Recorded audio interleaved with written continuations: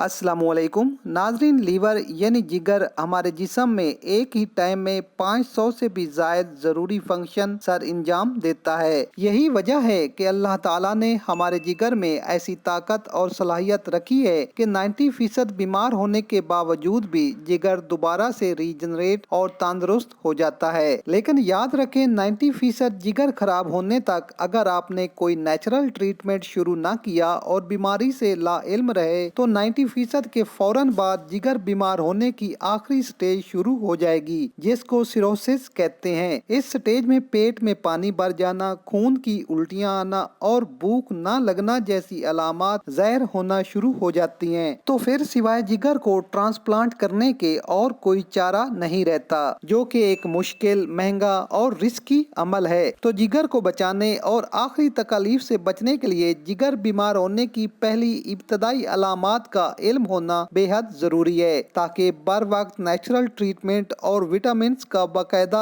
इस्तेमाल किया जाए। तो एक 100% इफेक्टिव और आजमुदा इलाज से पहले जान लेते हैं जिगर बीमार होने की 10 पहली खामोश अलामात, ताकि आपको पता चल सके कि आपके जिगर में गड़बड़ शुरू हो चुकी है। लीवर खराब होने की इब्तदाई अलामात में वाइन स्पाइडर यानी नसों का गुच्छा नुमा शक्ल में फैल जाना, जिस्म पर सुर्ख नीले निशानात ज़ाहिर होना, एड़ियों का फटना शुरू हो जाना, पाँव के तलों में खारिश और जलन होना, पाँव के नाखूनों का सफेद हो जाना, आंखों का रंग जर्द होना, हाथ पाँव और पिंडलियों में सूजन रहना, पट्ठों और मसल की कमजोरी, निज़ाम हाजमा और पेट का अक्सर खराब रहना। अगर आप इन अलामात में से 5 या 5 से ज्यादा अलामात अपने जिस्म में महसूस करते हैं तो आपका जिगर खराब होने की इब्तदाई स्टेज में दाखिल हो चुका है। इसके लिए जो सबसे पहला काम आपने करना है वो है नकली ऑयल और घी को छोड़ना। इसकी जगह देसी घी, सरसों का तेल या ऑलिव ऑयल इस्तेमाल कर सकते हैं। चीनी और केमिकल वाली मिठास से मुकम्मल परहेज करें। इसकी जगह केमिकल से पाक गुड़ या शहद इस्तेमाल करें। फिल्टर शुदा पानी का इस्तेमाल ज्यादा से ज्यादा करें। विटामिन ई से भरपूर सब्जियों, फलों और ग़िज़ाओं का जितना ज्यादा इस्तेमाल हो सके करें। खुश्क रोटी के साथ दोपहर और रात को ये चटनी बनाकर इस्तेमाल करें।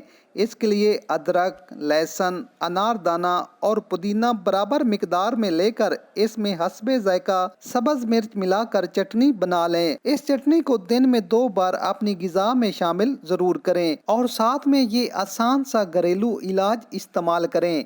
इसके लिए जो पहली चीज़ चाहिए वो है गुलाब की खुश्क पत्तियाँ 2 टेबल स्पून, पहाड़ी पुदीना 1 टेबल स्पून, सौंफ लेंगे 2 टेबल स्पून और कासनी लेंगे 3 ग्राम।